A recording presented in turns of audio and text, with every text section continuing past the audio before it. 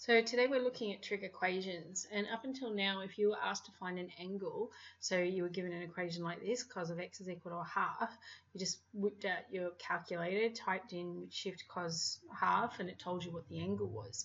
But now we know, because of the unit circle, we know that there are angles that are greater than 90, so they don't fit into my right angle triangle, but when I take cos of that angle, I can still get a half, even though it doesn't fit within that triangle.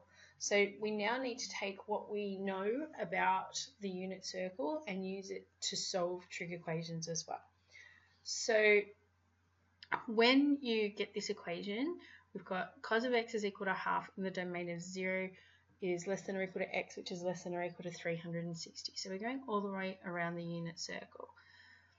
Whenever you have one of these to solve, the first thing I would do would be draw up a little unit circle with your all stations to central. Now the reason we want to do that is because it's a very quick reference and it's something that in an exam you're going to use more than once. So spend the whole 10 seconds it's going to take you to write that on your page somewhere so that you've got it to refer back to. So looking at that idea, cos of x is equal to a half, so we know that we are working in the first quadrant and we know we're working in the fourth quadrant. So we know that there's two possible answers for this equation. Now the other thing I would suggest you draw up as soon as you get into these exams is the triangles for your exact values. Because this is equal to a half, and now I'm using one of those triangles, and if you draw them up, it only takes you a minute and then you've got them there to refer to at any time. You don't have to keep going over it. When you're working your way through these, I want you to draw them at the top of each of your pages. Don't keep flicking back to where you wrote the notes down, because if you keep referring to that, you're never going to remember them. I personally don't remember any of the values. I don't remember what sine, cos or tan of 30 or 60 or 45 are. I derive them from the triangle every time. And that's a perfectly good method of doing it because it doesn't take you very long. So we start off with the isosceles triangle, 45 and 45. We know that the sides are 1 and 1, which Pythagoras' theorem tells us the hypotenuse is root 2. And then we have our other triangle. Now our other triangle is 1, 2, 3, and we know that the root has to be on the root 3 because that's the only way it works. 1 is opposite the smallest angle, so my 30 degrees goes up here, and that means 60 must be down here. So it doesn't take long, and once you've got that written down, you've got it to refer to whenever you need it, and you will need it more than once. So have them written on your page somewhere. So first thing I know is I need the first quadrant and the fourth quadrant. So that means I'm working with theta and I'm working with 360 minus theta.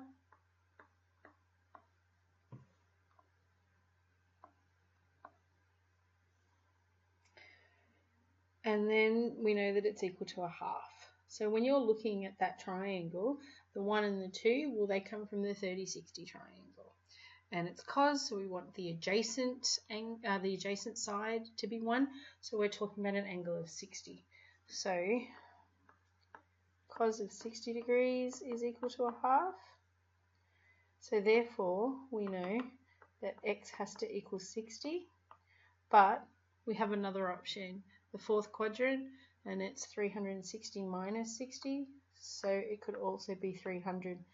Now you don't have to worry about whether or not you got it right. Type it into your calculator, cos of 300. It will give you the half. You can always check your answers for these. You're going to know in the exam whether or not you got it right. You don't have to worry. So that's how we solve that equation. Alright, we're going to step it up. We're going to make the next one slightly more difficult. Now it's not just a straightforward, hey, I know that it's 60 degrees. We actually have something to solve. So if 2 sine squared x minus 1 is equal to 0, we want to know what x is if x lies between 0 and 360. So again, we need our all stations to central. So once I've got them scribbled down, I start trying to solve my equation. So we have 2 sine squared x minus 1 is equal to 0. So we're going to take our minus 1 to the other side. So 2 sine squared x is equal to 1, which means when I divide by the 2, that sine squared x is equal to a half. Okay, so what do I do when it's squared? I take the square root. But you have to think very carefully. It could be negative as well. So in this case, sine of x is equal to the positive or negative square root of 1 over 2. Now, what do you know about surds? Well, root of 1 over 2 is the same as root 1 over root 2. Root 1 is just 1. So what we know is that this is equal to plus or minus 1 over root 2. Okay, so 1 over root 2, we are looking at our isosceles triangle with an angle of 45 degrees. But normally we would only be looking at 2 quadrants because we would either have positive 1 over root 2, and because it's sine, that would mean the first or second quadrant, or we would have negative 1 over root 2, and that would be the third or fourth quadrant. We are being told that it could be positive or negative, so we have to consider all 4 quadrants. There's 4 possible answers for this equation. So, thinking about the 4 angles, we've got theta, we have 180 minus theta, 180 plus theta, and then we have 360 minus theta, or in our case x. So sine, it's 1 over root 2, which means that the angle is 45 degrees. So we've found that x is either equal to 45 degrees or it's equal to 180 minus 45, so that's 135 degrees. It could be 180 plus 45, so 225 degrees. Or it could be 360 minus 45, so 315 degrees. So they're the 4 answers, and again, you can get your calculator out and type it in and double check. Tan x is equal to 1. So think about that for a minute. Where is tan equal to 1? So tan is opposite over adjacent, which means that again, we have to go back to our exact values. And if we want 1 over 1, then what we're talking about is an angle of 45 degrees. Okay, and then again, back to our all stations to central. We need the first quadrant and the third quadrant because this is a positive. So we need tan of x equal to 1, so then x is either equal to 45 degrees or it's equal to 180 plus 45, so 225 degrees.